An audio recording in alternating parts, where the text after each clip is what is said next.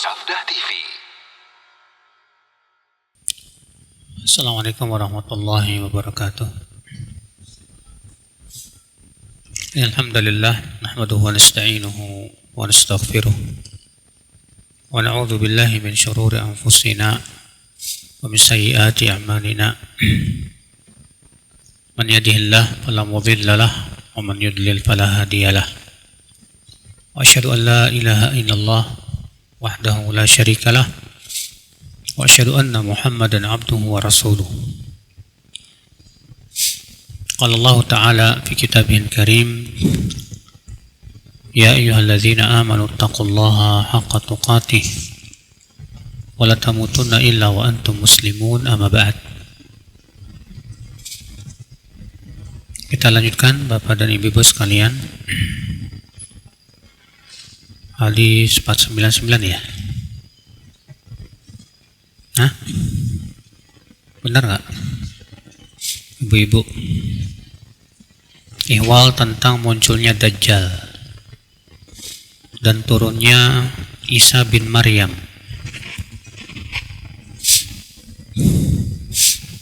Dari Nawas bin Sam'an, dia mengatakan, Zakara Rasulullah SAW ad-Dajjal zata ghadatin. Rasulullah SAW suatu pagi menyebutkan tentang Dajjal. Fakhaffadha fihi wa raffa hatta dhanannahu fi ta'ifatin nakhli. Maka beliau pun terkadang melirihkan suaranya dan terkadang meninggikan, sehingga kami mengira Dajjal berada di sela-sela pepohonan kurma.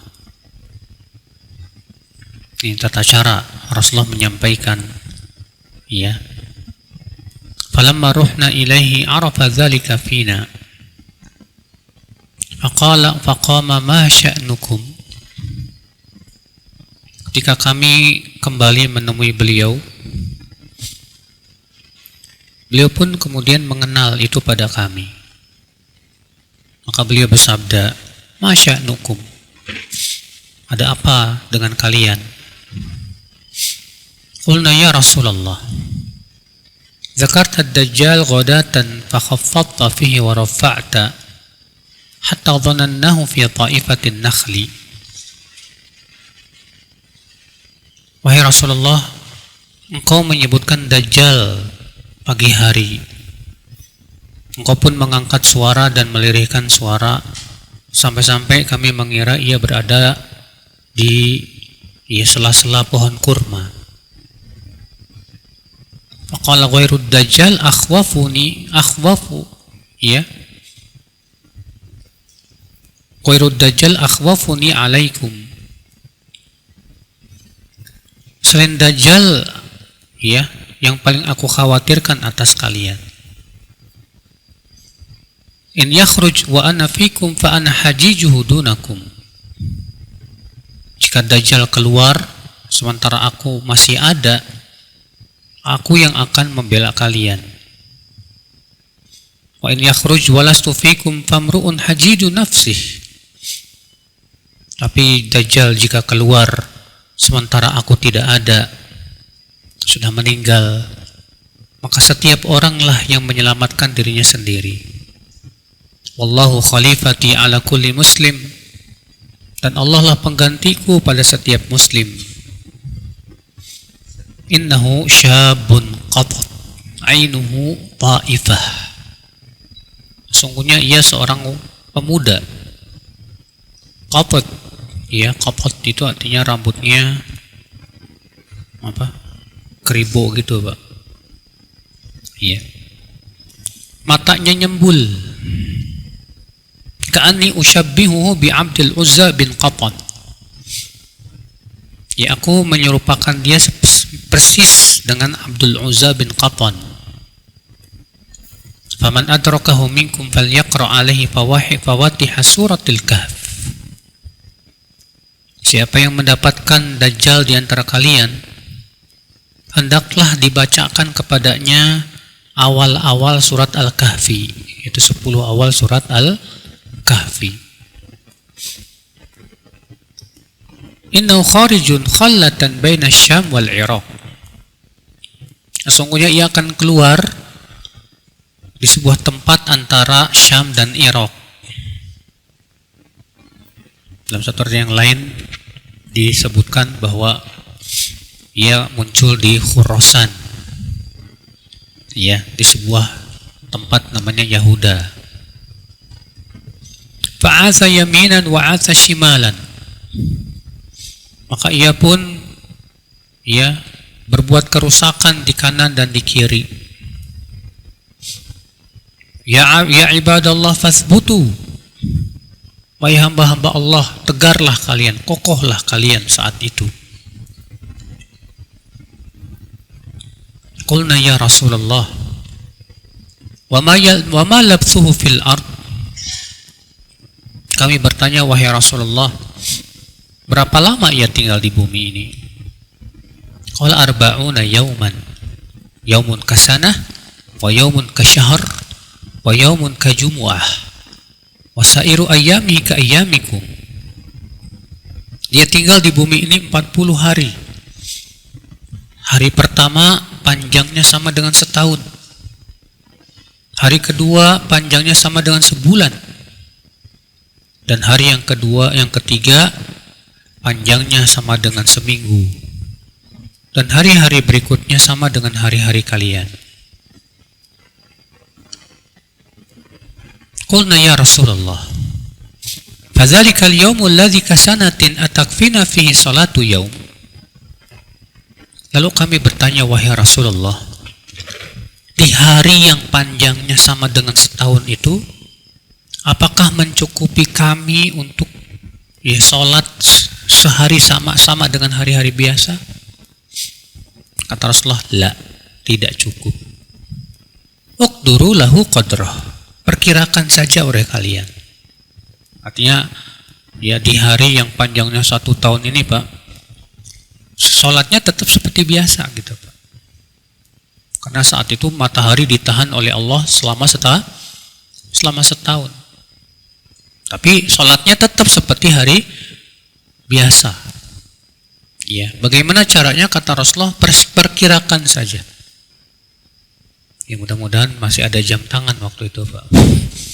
Jadi masih bisa memperkirakan gitu kan, jam berapanya. Qulna ya Rasulullah, wa ma isra'uhu fil ard. Kami bertanya, wahai Rasulullah, bagaimana kecepatan Dajjal di muka bumi ini?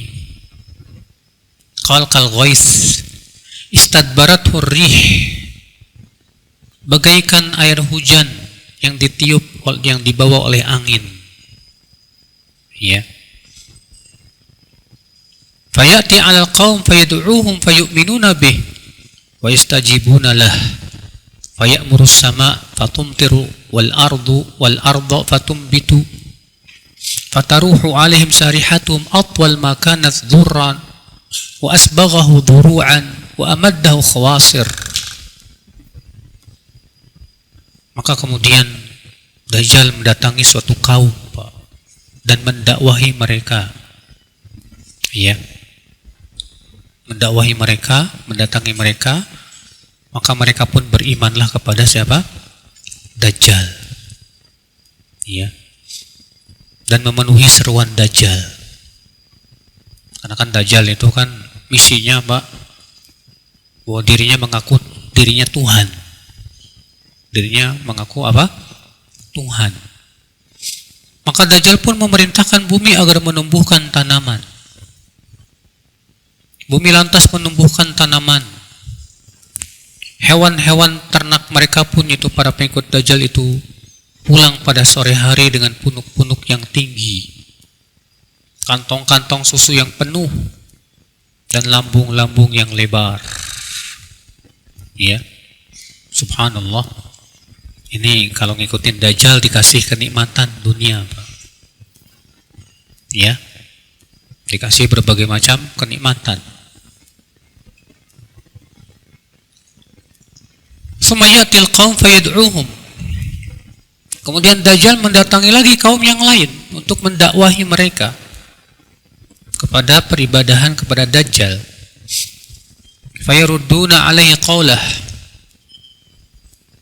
maka kaum itu menolak, ya, menolak dakwahnya Dajjal, nggak mau ikut Dajjal, nggak mau beriman kepada Dajjal. Wayansarifu anhum, lalu pergilah Dajjal. Wayusbihuna mumhilin laisa biaidihim syai'un min amwalihim. Ternyata apa yang terjadi, mereka yang tidak mau ikut Dajjal itu, Pak, ya, langsung fakir miskin, gak punya harta sama sekali, gak punya apa-apa. Wa yamuru bil kharibah fayaqulu laha ukhruji kunuzaki. Lalu Dajjal melewati tempat reruntuhan. Lalu kemudian Dajjal berkata, akhriji kunuzaki, keluarkan harta karunmu itu. Fatatba'uhu kunuzuha, maka harta karunnya pun mengikuti Dajjal. Ini ngeri banget ya Pak ya. Fitnahnya ngeri ya. Ya. Bayangkan kita di masa Dajjal itu, kalau nggak mau ikut Dajjal, susah hidup kita. Ya, nggak ada makanan, nggak ada apa. Tapi kalau ikut Dajjal, enak hidupnya Pak. Allahu Akbar. Ini kan fitnah yang sangat berat, nggak Pak? Iya, fitnah yang sangat berat sekali, subhanallah. Ikhwatul Islam, saudaraku seiman rahimani wa rahimakumullah jami'an. Thumma yad'u rajulan mumtali'an syababan fayadribuhu bis-sayf. Kemudian Dajjal mendakwahi seorang pemuda. Kemudian Dajjal pun memanggil si pemuda itu, lalu ditebas dengan pedang. Fayaqta'uhu jazlataini ramyatal gharab, sehingga badannya terbelah dua. Iya. Dan satu yang lain, Dajjal lalu kemudian mengambil gergaji, digergajinya si pemuda itu Pak, jadi dua belah. Iya. Sama yad'uhu fayuqbil wa yatahallal wajhu yadhak. Kemudian Dajjal memanggil lagi si pemuda itu, bangun dia dalam keadaan wajahnya tertawa. Ini fitnahnya luar biasa Pak. Bisa menyuruh ya hujan turun beneran. Bisa menyuruh supaya keluar harta karun, keluar beneran. Iya, bisa menghidupkan orang yang sudah mati. Gimana tidak akan terfitnah melihat kehebatan Dajjal? Orang pasti akan yakin banget ini Tuhan. Iya, mengerikan sekali, subhanallah fitnahnya ya. Fabainama huwa kadzalik iz ba'atsa Allahul Masih ibn Maryam fayanzilu 'inda al-manaratil bayda' syarqiyya Dimashq baina mahrudatain wadi'an kaffaihi ala ajnihati malakain. Ketika sedang seperti itu, tiba-tiba Allah mengutus Nabi Isa Al-Masih.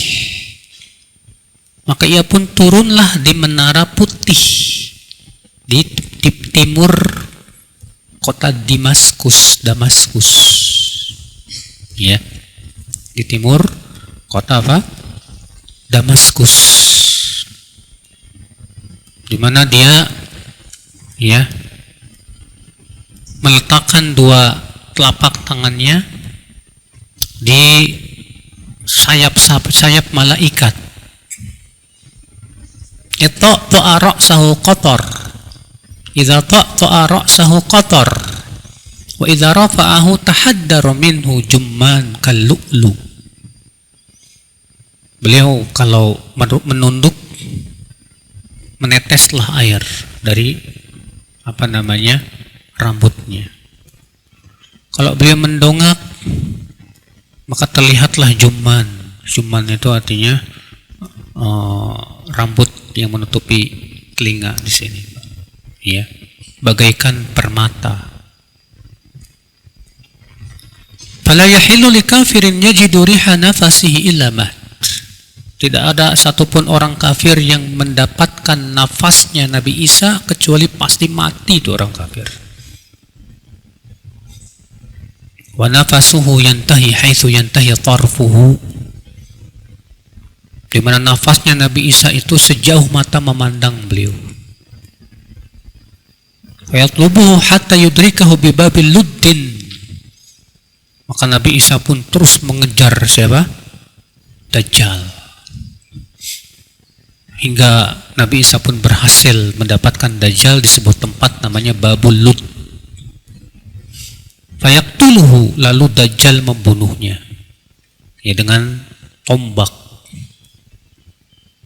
Summa ya'ti Isa bin Maryam, ya. Summa ya'ti Isa bin Maryam qaumun qad asamahumullah minhu fayamsahu an wujuhihim wa yuhaddithuhum bidarajatim fil jannah. Kemudian, ya, kaum-kaum yang Allah lindungi dari Dajjal itu mendatangi Nabi Isa bin Maryam. Lalu Nabi Isa pun mengusap wajah mereka dan menyampaikan bahwa mereka memiliki derajat yang sangat tinggi di surga. Ya. Fabainama huwa kadzalik iz auhallahu ila Isa. Ketika keadaannya seperti itu, tiba-tiba Allah pun mewahyukan kepada Nabi Isa lagi. Inni qad akhrajtu ibadan li la yudani li ahadin biqitalihim faharis ibadi ila tur. Sesungguhnya aku telah mengeluarkan hamba-hambaku yang tak mungkin kalah diperangi. Maka bawalah hamba-hambaku ke Tur. Ya. Wa yab'atsullahu Ya'juj wa Ma'juj. Maka Allah pun kemudian keluarkan Ya'juj dan Ma'juj. Wa hum min kulli hadabi yansilun. Dan mereka, ya, datang dari segala arah. Fayamurru awailuhum ala buhairatin tabariyah fayashrabuna ma fiha. Maka di pasukan Ya'juj dan Ma'juj yang pertama itu melewati danau Tabariyah, Tiberias, lalu meminum air yang ada di danau tersebut.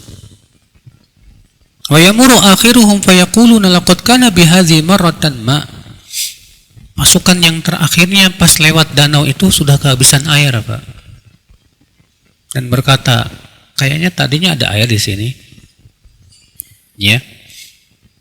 Saking banyaknya jumlah siapa? Ya'juj dan Ma'juj. Wa yuhsar Nabiullah Isa wa ashabu hatta yakuna ra'su thawr li ahadim khairan min 100 dinar li ahadikumul yaum. Dan Nabi Isa dan sahabat-sahabatnya kaum mukminin, ya, terkepung di Bukit Tur. Sampai-sampai mereka saking kesusahannya, Pak, ya, kepala kerbau itu lebih bagus, lebih baik daripada 100 dinar.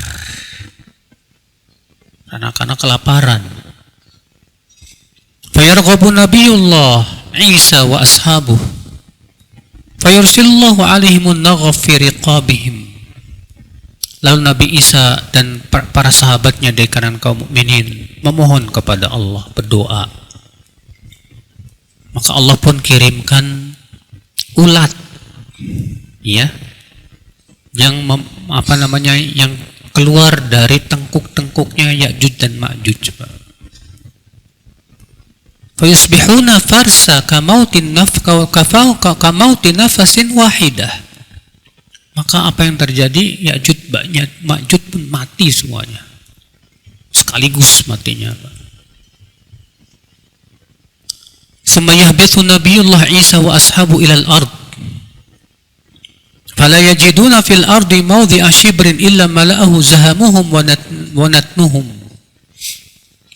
Maka Nabi Isa dan kaum mukminin pun turunlah dari apa?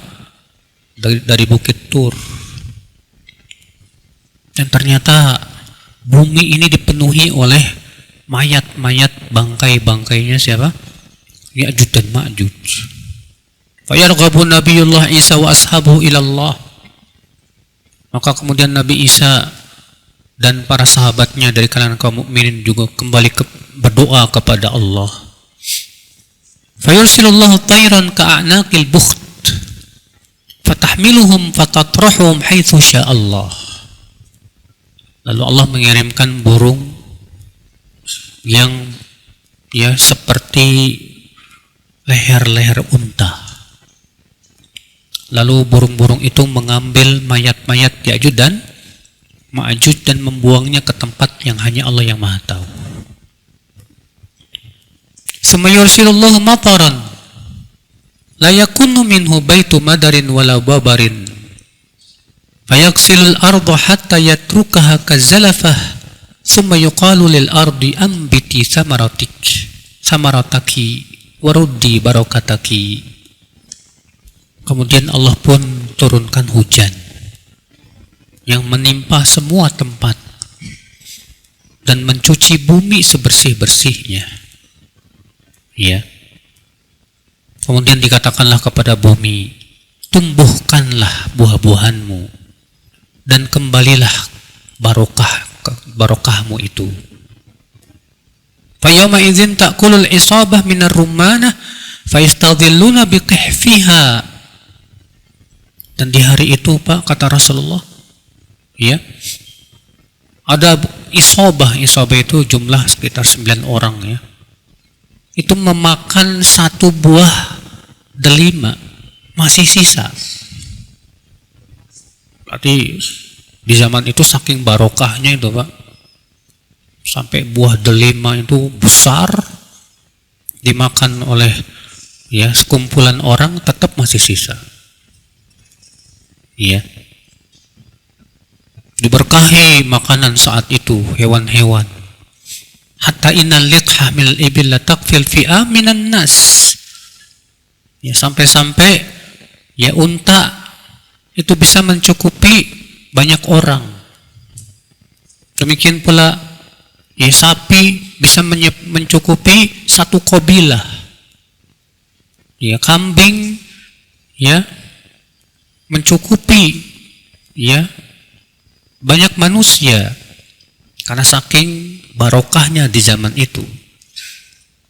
Fa bainamahum kadzalik iz ba'atsallahu rihan thayyibah fata'khudhuhum tahta abatihim fataqbidu ruha kulli mu'minin wa kulli muslimin. Kemudian setelah itu Allah pun kirimkan angin yang thayyib yang kemudian mencabut nyawa setiap mukmin dan muslim, Pak. Mencabut nyawa setiap mukmin dan muslim. Wa yabqa syirarun nas, dan tersisalah manusia-manusia yang paling buruk. Ya. Yataharajuna fiha taharujal humur fa 'alaihim taqumus sa'ah. Mereka melakukan perbuatan seperti perbuatan keledai. Maksudnya jima di jalanan gitu, Pak. Ya. Dan kepada mereka lah hari kiamat itu apa? Tegak. Fi riwayatin nahwa hadzal hadits wa zada laqad kana bihadhihi marrah ma'un thumma yasiruna hatta yantahu ila jabil khamar wa jabal baitil maqdis fa yaqulun laqad qatalna man fil ardi halumma falnaqtul man fis sama' fayarmuna bin ushabihim ila as-sama' fayardullahu alaihim nushabahum makhdubatan ma'an. Dalam satu riwayat yang lain disebutkan dengan ada tambahan ketika Ya'juj dan Ma'juj pasukan yang terakhirnya itu melewati dan Danau Tiberias, mereka ya kehabisan air. Maksudnya udah diminum oleh yang depannya.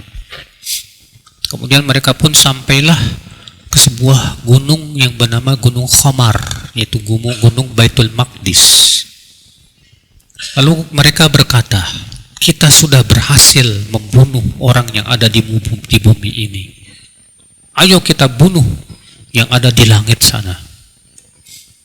Lalu mereka pun kemudian melemparkan ya tombak-tombaknya ke langit, Pak. Dan tombak itu pun dikembalikan oleh Allah dalam keadaan berlumuran darah. Ya. Nah, ini dia kisah yang pasti akan terjadi, Mas. Yang pertama yaitu Dajjal dulu. Setelah Dajjal baru Nabi Isa turun. Setelah Nabi Isa muncul siapa? Ya'juj dan Ma'juj. Ikhwata Islam, saudaraku seiman, kita ambil faedah dari hadis ini, Pak. Faedah yang pertama, isbat ad-Dajjal, bahwa Dajjal itu benar-benar akan muncul, Pak.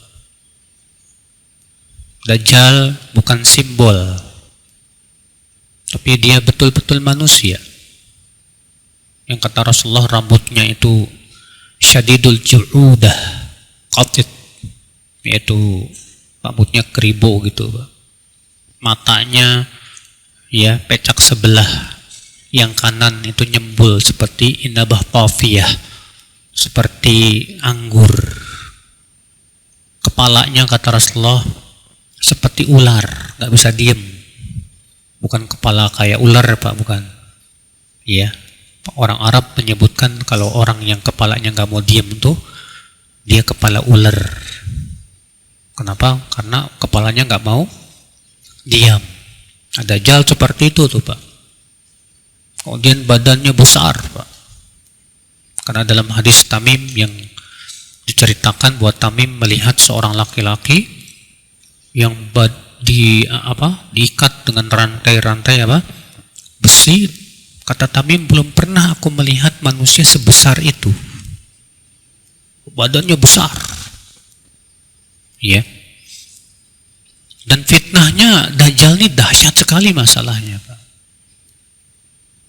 Sampai-sampai para nabi, kata Rasulullah, ma min nabiyyin min al-anbiya'i qabli illa hadzara ummatahu min fitnatid Dajjal.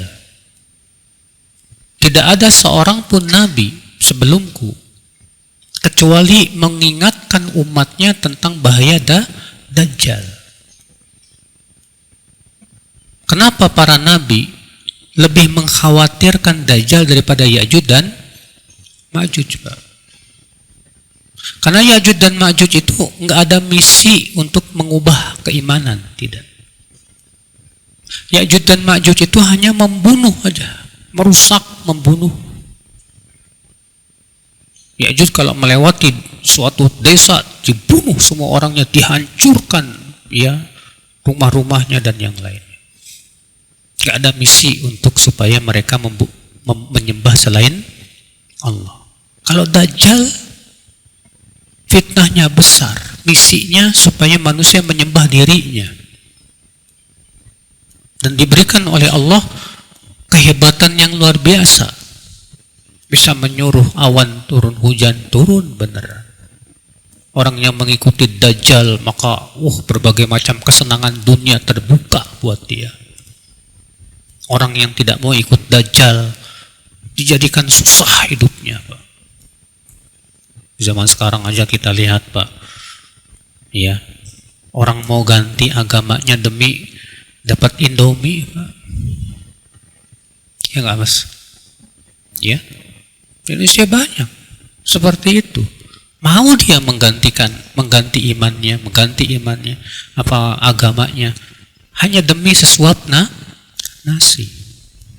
Banyak orang yang menggadaikan keimanannya hanya untuk mendapatkan dunia sedikit. Gimana dengan di zaman Dajjal saat itu, saudaraku seiman? Wallahi berat sekali. Makanya Rasulullah sabda apa? Ibadallah fasbutu, wahai hamba-hamba Allah, kokohlah kalian. Kuatkan keimanan kalian. Iya. Karena Dajjal itu disebutkan dalam hadis, Pak, dia itu membawa gunung roti dan air yang sangat sejuk sekali dan api. Maka kata Rasulullah, masuklah kalian ke dalam api yang kalian lihat itu api. Karena sebetulnya itu adalah air yang apa? Menyejukkan. Artinya Dajjal itu, Pak, menyihir manusia. Api yang sangat panas, ya, yang punya Dajjal tuh sebetulnya hakikatnya apa? Air. Dan airnya Dajjal itu hakikatnya apa? Api. Ikhwata Islam, saudaraku seiman. Dan sebutkan dalam sebuah hadis, baina yaday Dajjal, sebelum Dajjal datang, itu ada 3 tahun yang sangat kering. Tahun pertama Allah menahan setengah air hujan. Tahun yang kedua Allah menahan 2/3 air hujan. Tahun yang ketiga Allah menahan semua air hujan. Bayangkan. Dan saat itu kata Rasulullah tidak ada makanan. Dan makanan kaum mukminin di saat itu adalah subhanallah, alhamdulillah, la ilaha illallah, Allahu akbar. Masya Allah. Saya pernah melihat, saya membaca ya di sebuah internet, bahwa katanya pangan yang ada di dunia sekarang sudah mulai apa? Menyusut, Pak. Pangan di dunia itu semakin apa? Menyusut. Makanya pemerintah kan sedang memikirkan bagaimana penguatan pangan. Ya. Panas global sudah mulai di mana-mana. Ya, kemungkinan besar benar. Ya, mungkin Allah alam, mudah-mudahan jangan sampai kita ketemu Dajjal nih, Mak. Ya. Tapi kita nggak tahu ketemu apa enggak masalahnya. Subhanallah, saudaraku seiman. Di saat kekeringan seperti itu, nggak ada makanan, Dajjal datang. Wah. Siapa yang tidak akan beriman kepada Dajjal? Saudaraku seiman rahimani wa rahimakumullahu jami'an.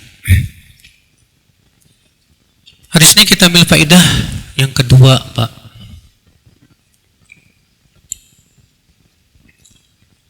Bahwa fitnah yang paling berat adalah fitnah Dajjal. Fitnah yang paling berat itu fitnah apa? Dajjal.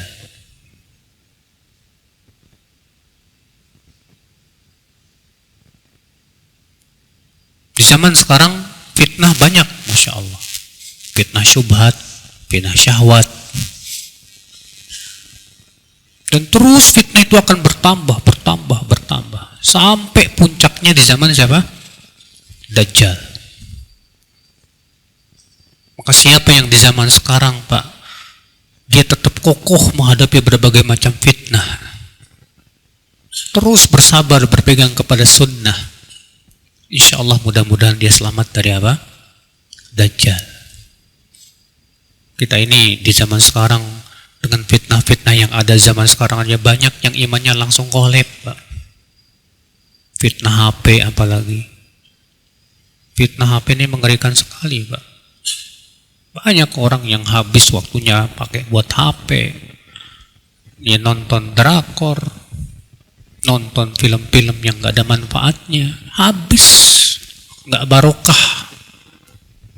Baru fitnah HP loh, Pak. Iya, baru fitnah HP. Gimana fitnah Dajjal, saudaraku seiman? Maka orang yang tertipu dengan HP-nya, terfitnah oleh HP, coba mikir, kamu sama HP aja kalah, gimana menghadapi fitnah Dajjal? Kira-kira kamu yakin bisa selamat dari Dajjal? Ikhwata Islam, saudaraku seiman. Hadis ini kita ambil faedah yang ketiga, Pak. Keutamaan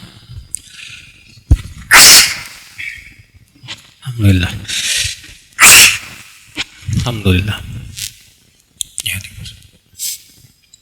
Keutamaan 10 awal surat Al-Kahfi.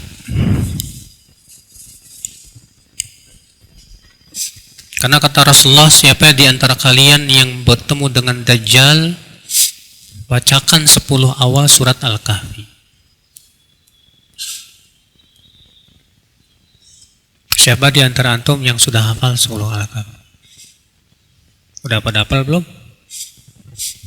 Hah? Belum lah.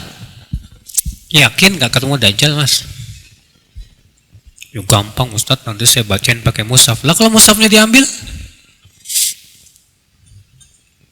Kita ini terkadang taswifnya itu Pak kuat banget. Gampang nanti. Sekarang kita hafalin Pak. Kita nggak pede. Ya, masalahnya bisa nggak ketemu di saat Dajjal ketakutan baca dari hafalannya nggak kuat. Nah lu, ya minta dikasih tahu Dajjal nggak bakalan dikasih tahu. Ya, hafalin dari sekarang Pak dengan hafalan yang sangat kuat. 10 awal pertama aja kok nggak sampai 20 ayat. Ya. Nah, di sini kita ambil faidah ya akal Islam.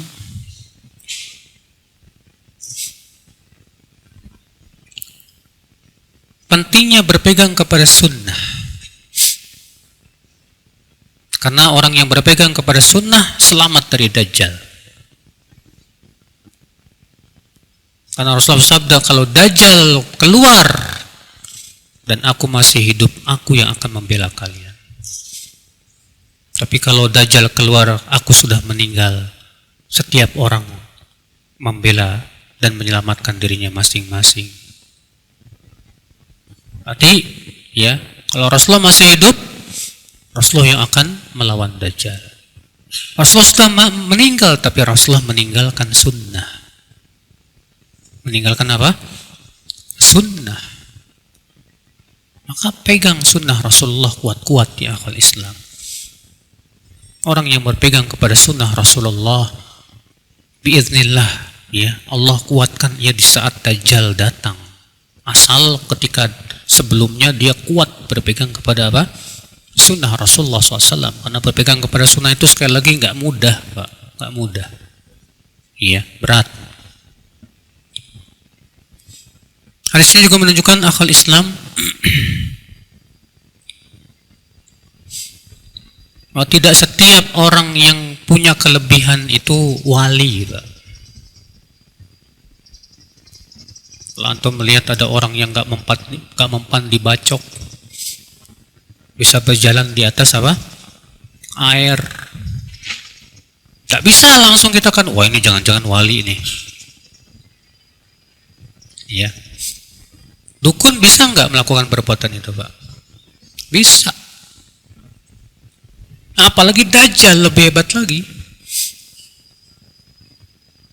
Maka dari itu, ya, seseorang yang punya kehebatan seperti itu bukan tanda bahwa dia di atas kebenaran, Pak. Karena banyak masyarakat awam tuh mudah tertipu dengan hal-hal seperti itu, Pak. Iya, sebatas melihat orang yang nggak mempan dibacok, wah karomah ini. Iya, akhirnya menganggap dia wali.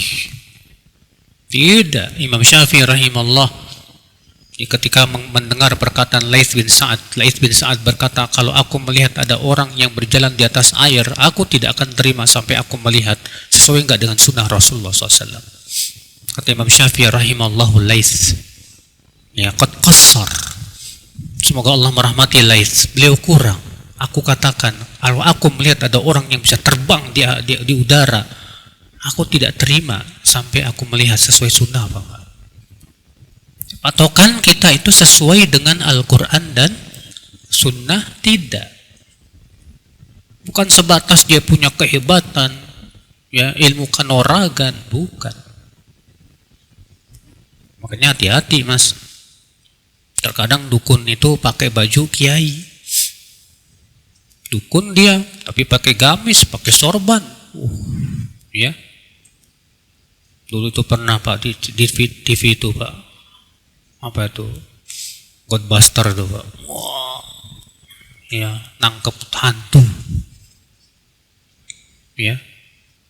Pakai bajunya pakai sorban, pakai gamis, kemudian masukin ke botol hantunya, wah, kemudian tutup mata, ngegambar hantunya itu. Orang nganggep, wah, ini karomah ini. Lah itu dukun Pak. Ya. Dari mana kita tahu bahwa dia itu wali Allah Subhanahu wa ta'ala? Dari mana kita tahu itu karomah? Timbangan kita sudah jelas Al-Quran dan Sunnah Rasulullah SAW. Kita lihat kalau dia orang yang mentauhidkan Allah, menjauhkan kesyirikan, berpegang kepada Sunnah dan menjauhkan kebid'ahan, insya Allah itu termasuk karomah. Tapi kalau dia mempersekutukan Allah, berbuat kebid'ahan dalam agama, gak mungkin itu karomah Mas. Gak mungkin. Ya. Ikhwatul Islam, saudaraku seiman, rahimani wa rahimakumullah jami'an. Di sini kita ambil faidah Pak, bahwa bukanlah tanda rahmat Allah itu seseorang diluaskan rezekinya di dunia. Luasnya rezeki bukan tanda orangnya dirahmati oleh Allah. Belum tentu. Lihat di zaman Dajjal Pak, pengikut Dajjal diluaskan rezekinya. Iya. Dibanyakan binatang ternaknya. Zaman sekarang kita lihat ada orang yang suka berbuat maksiat, ternyata rezekinya banyak Pak. Ya tidak? Iya. Padahal orangnya suka maksiat. Bahkan kita lihat orang manusia terkaya di dunia itu rata-rata bukan orang Islam Pak. Orang kafir. Kita lihat kok banyak orang-orang kafir yang hidupnya enak gitu. Hartanya banyak gitu Pak. Jangan tertipu. Pernah suatu ketika Umar bin Khattab masuk ke kamarnya Rasulullah SAW. Dilihatnya kamar Rasulullah nggak ada apa-apa Pak. Rasulullah tidur pun di atas kasur yang terbuat dari apa? Sabut kurma yang kalau tidur berbekas di punggungnya Rasulullah SAW. Nggak ada apa-apa di kamarnya kecuali setengah karung gandum untuk hidupnya. Maka Umar pun menangis dan berkata, wahai Rasulullah, tidakkah engkau melihat Persia dan Romawi? Bagaimana Allah luaskan rezeki mereka, wahai Rasulullah? Bukankah kita di atas kebenaran dan mereka di atas kebatilan, wahai Rasulullah? Apa kata Rasulullah kepada Umar? Atasyukku bihadal amr ya ibnal Khattab. Apakah kamu ragu terhadap agama ini, wahai Ibnul Khattab? Ulaika qaumun ujilat lahum mata'um fid dunya, atau kama qala. Mereka itu suatu kaum yang dipercepat kenikmatannya di dunia. Iya, ya akal Islam. Makanya jangan tertipu Pak dengan negara-negara kafir yang kaya raya, yang hidupnya nikmat, yang hidupnya enak, ya. Jangan tertipu. Karena masalahnya mereka kafir kepada Allah tidak beriman. Surganya orang kafir di mana? Di dunia. Surganya orang beriman di mana? Bukan di dunia, Mas. Kata Rasulullah, ad-dunya sijnul mu'min wa jannatul kafir. Dunia itu penjaranya orang beriman dan surganya orang kafir. Dunia penjara orang beriman, karena orang beriman dipenjara dengan apa? Dengan perintah, dengan larangan. Banyak keharaman-keharaman yang harus kita tinggalkan. Iya. Makanya orang yang tidak beriman, yang kurang imannya berkata, ini agama nih kok susah banget ya. Dikit-dikit haram, musik haram, pacaran haram, riba haram, semua haram. Ya memang begitu, kita di dunia ini dipenjara dengan perintah dan larangan. Karena dunia bukan surga buat orang beriman. Dan alhamdulillah Allah tidak jadikan surga orang beriman itu di dunia, Pak. Karena dunia kenikmatannya, Pak, ya tahu sendiri, tidak akan selama-lamanya. Kesenangannya selalu dikotori, ya, dihiasi dengan kesusahan, kesedihan, kesakitan. Tapi Allah jadikan dunia ini sebagai kesenangan buat orang kafir. Iya. Kenapa? Kenapa orang kafir diberikan kesenangan yang luar biasa di dunia? Agar lebih keras siksanya nanti pada hari kiamat. Di akhirat, mereka di dalam neraka. Mereka akhirnya minta kepada penduduk surga, ya, an afidhu alaina minal ma', wahai penduduk surga, berikanlah sedikit saja air yang kalian minum itu. Apa kata penduduk surga pada orang-orang yang ada di neraka? Innallaha harramahuma 'alal kafirin. Maaf, Allah mengharamkan itu taat kepada orang-orang kafir. Iya. Nah, sekarang kita tinggal pilih, Pak. Mau surga dunia apa surga akhirat? Saya maunya dua-duanya, Pak. Iya. Seperti yang kita doakan, Rabbana atina fid dunya hasanah wa fil akhirati hasanah wa qina. Dan yakinlah, Pak, pencari akhirat itu pasti tetap diberikan oleh Allah dunia. Pasti. Makanya kata Al-Hasan Al-Basri, ya ma'syarasy syabab utlubul akhirah. Hai para pemuda, cari oleh kalian akhirat.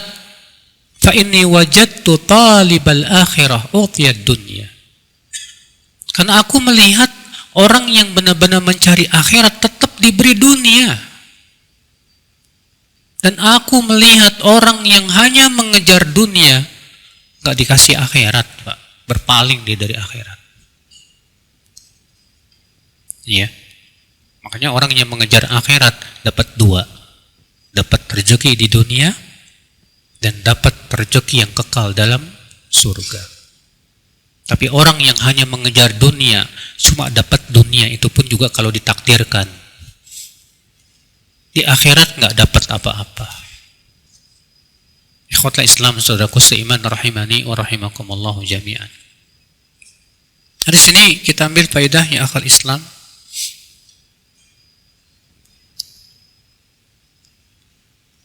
Anna nuzul Isa bin Maryam indal manaratil bayda, bahwa Nabi Isa akan turun itu di menara putih di sebelah timur kota Damaskus.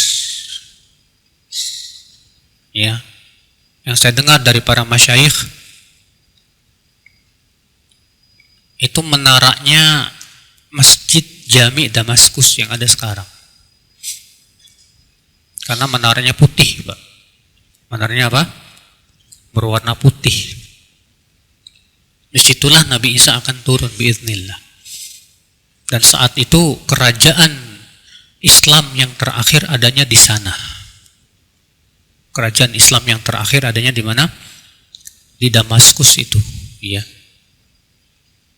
Makanya ketika Dajjal muncul, Dajjal akan mendatang sebelum turunnya Nabi Isa, Dajjal akan mendatangi Syam dulu, Pak. Maka kaum mukminin disebutkan dalam hadis, ketika Dajjal datang mereka bersembunyi di mana? Di Bukit Tur. Dan ini juga menunjukkan akan keistimewaan Bukit Tur, di mana Bukit Tur itu ternyata tidak didatangi oleh Dajjal, tidak pula oleh Ya'juj dan Ma'juj. Dajjal tidak mendatangi Bukit Tur. Ya'juj dan Ma'juj pun tidak mendatangi Bukit Tur. Kemudian Nabi Isa pun pergilah ke kota Makkah Madinah. Ternyata Dajjal tidak bisa masuk karena lorong-lorong kota Makkah dan Madinah dijaga oleh malaikat-malaikat yang menghunuskan pedangnya.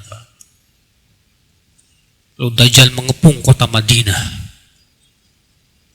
Tiba-tiba kata Rasulullah SAW, kota Madinah pun berguncang hebat. Lalu keluarlah dari kota Madinah orang-orang munafiknya untuk bergabung dengan siapa? Dajjal. Sampai-sampai kata Rasulullah, kaum mukminin khawatir, ya, para wanita kaum mukminat bergabung juga. Akhirnya ibunya, kakaknya, anaknya yang perempuan diikat semuanya, Pak, supaya tidak bergabung dengan apa? Dajjal, karena sangat berat fitnahnya Dajjal itu, Pak. Iya. Ditawarkan kesenangan dunia. Kalau perempuan kan kalau ngelihat kesenangan dunia langsung berbinar-binar, Pak. Iya. Itu yang dikhawatirkan. Ikhwata Islam, saudaraku seiman rahimani wa rahimakumullahu jami'an. Hadis ini kita ambil faedahnya akal Islam yang berikutnya.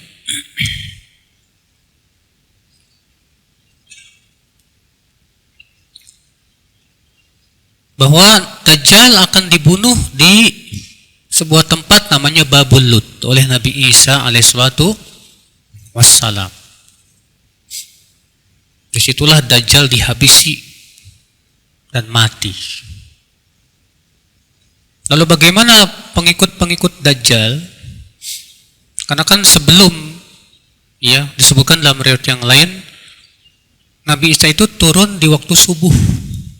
Saat itu kaum mukminin mau sholat subuh berjamaah, ya, bersama Imam Mahdi waktu itu. Tiba-tiba terdengar suara, halummu ilal jihad, ayo kita berjihad melawan Dajjal. Maka kaum mukminin mencari arah suara itu dari mana. Ternyata ia adalah Isa bin Maryam. Kemudian mereka mempersilahkan Nabi Isa untuk menjadi imam. Nabi Isa menolak. Nabi Isa berkata, imamukum minkum, yang menjadi imam itu di antara kalian, dari kalian, karena menghormati umat Rasulullah sallallahu alaihi wasallam. Kemudian Nabi Isa pun mengumumkan jihad, Pak, melawan Dajjal dan pasukannya, Pak. Berangkatlah kaum mukminin bersama Nabi Isa. Maka tidak ada seorang pun Yahudi kecuali dibunuh oleh seorang Muslim. Sampai-sampai batu pun ikut-ikutan membantu dan berkata, wahai Muslim, wahai hamba Allah, ini di belakangku ada Yahudi, bunuh dia.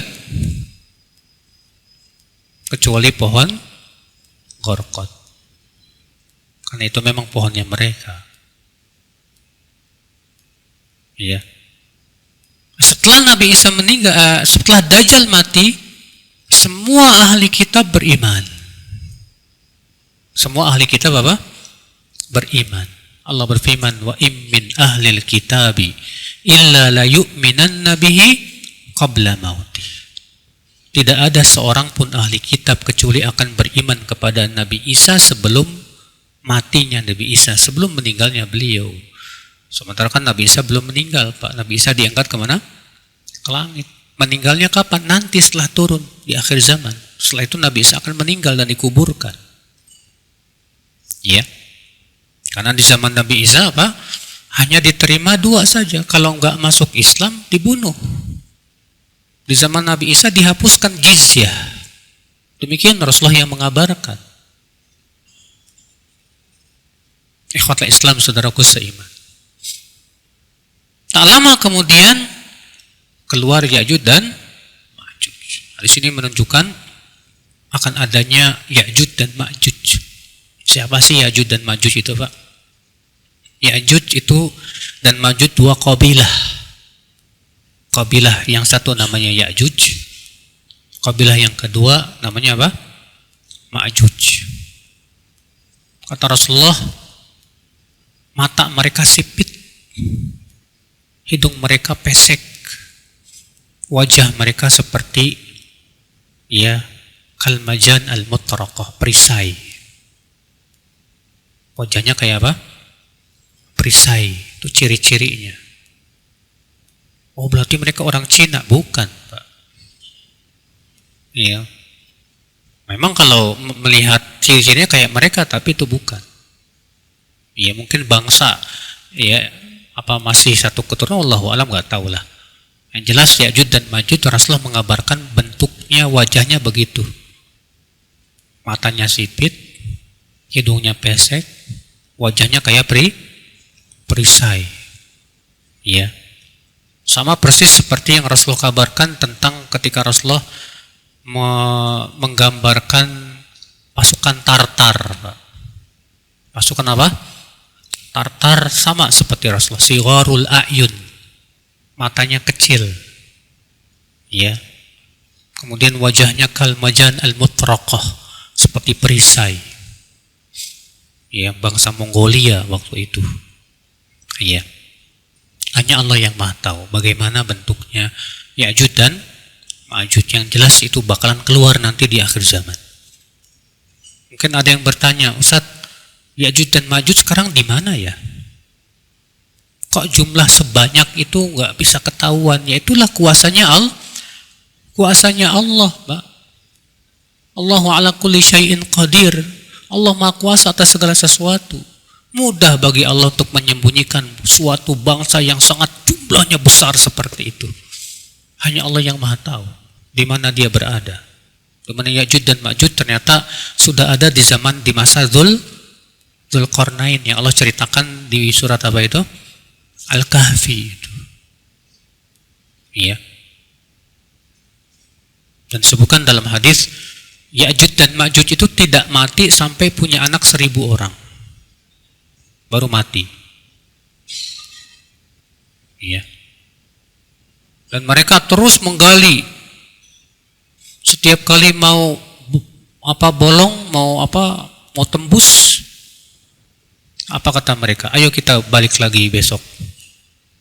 Ya, ternyata tebal lagi. Setiap mau tembus lagi, balik lagi, tebal lagi. Terus demikian kata Rasulullah SAW sampai suatu hari ketika Allah mengizinkan mereka keluar, mereka berkata, ayo kita besok balik lagi insya Allah. Mereka mengucapkan insya Allah. Iya. Ketika mereka balik lagi ternyata sudah hampir tembus.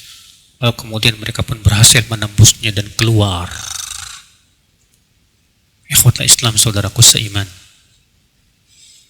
Ini cerita yang pasti akan terjadi, Pak. Ini bukan dongeng loh, Pak. Iya. Kemudian setelah Ya'juj dan Ma'juj mati semuanya, dengan doa Rasulullah dan Rasul Nabi Isa alaihissalam dan kaum mukminin, Ya'juj dan Ma'juj pun mati semuanya, Pak. Maka Allah turunkan air hujan. Dan di saat itu barokah luar biasa, Masya Allah. Dan sebagian ulama mengatakan di saat itu binatang ternak akan bisa bicara, Pak. Binatang ternak akan bisa apa? Binatang buas, maaf. Binatang buas bisa bicara, Pak. Sebutkan dalam hadis riwayat Muslim ya. Rasulullah SAW mengabarkan dalam hadis yang sahih. Waktu itu beliau kedatangan penggembala kambing. Lalu si penggembala itu bercerita, ya Rasulullah, iya, kambingku ada yang hilang. Ternyata ia dibawa oleh seekor serigala, ya Rasulullah. Lalu aku kejar dan aku berhasil mengambil kambing tersebut. Tiba-tiba serigala itu, ya Rasulullah, duduk dan berbicara. Kenapa kamu ambil rezeki yang telah Allah berikan kepadaku? Aku heran. Aku berkata, Zibun yatakallam. Ini ada serigala bisa bicara. Lalu serigala itu berkata, maukah aku kabarkan yang lebih mengherankan dari ini?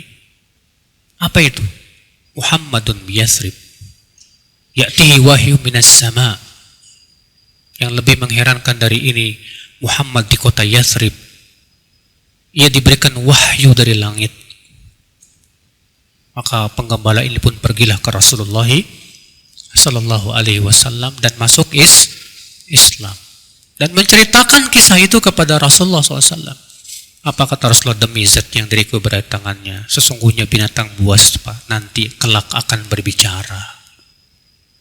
Antum ke taman safari ngobrol sama singa kali, Pak. Iya. Masya Allah. Ikhwata Islam, saudaraku seiman. Setelah Nabi Ya'juj dan Ma'juj selesai, apa langsung dikirimkan angin? Tidak. Karena hadis ini secara ringkas saja, Pak. Karena setelah Ya'juj dan Ma'juj selesai, ya, maka akan meninggal siapa? Imam Mahdi. Imam Mahdi meninggal, dikuburkan oleh Nabi Isa alaihissalatu wassalam. Nabi Isa pun menikah dan punya anak. Lalu kemudian Nabi Isa pun akan meninggal dunia dan dikuburkan oleh kaum mukminin. Setelah Nabi Isa meninggal dunia, muncul lagi tanda-tanda hari kiamat besar yang lainnya, seperti keluarnya dabah minal ard, binatang melata dari dalam bumi. Dan para ulama berbeda pendapat, apa binatang melata ini, bentuknya seperti apa. Setelah semuanya sepakat bahwa dabah itu disebut dabah kalau dia punya 4 kaki. Berarti dia punya 4 kaki. Ya, kebanyakan ulama mengatakan bahwa itu bentuknya adalah unta. Sebagian mengatakan kuda dan yang lainnya, tapi tidak ada riwayat yang sahih dalam masalah ini. Allahu a'lam, hanya Allah yang maha tahu. Di mana ia akan membawa cincin Nabi Sulaiman dan tongkatnya Nabi Musa. Kalaulah ketika ia bertemu dengan orang muslim, distempel langsung putih wajahnya, Pak. Kalau ketemu sama orang kafir, distempel langsung hitam legam wajahnya itu. Sehingga pada waktu itu kelihatan banget antara muslim dan kafir.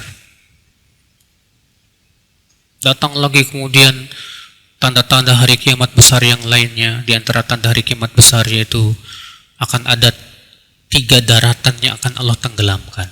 Di timur, di barat, dan di jazirah Arab. Kemudian munculnya, turunnya dukhan, asap yang sangat tebal.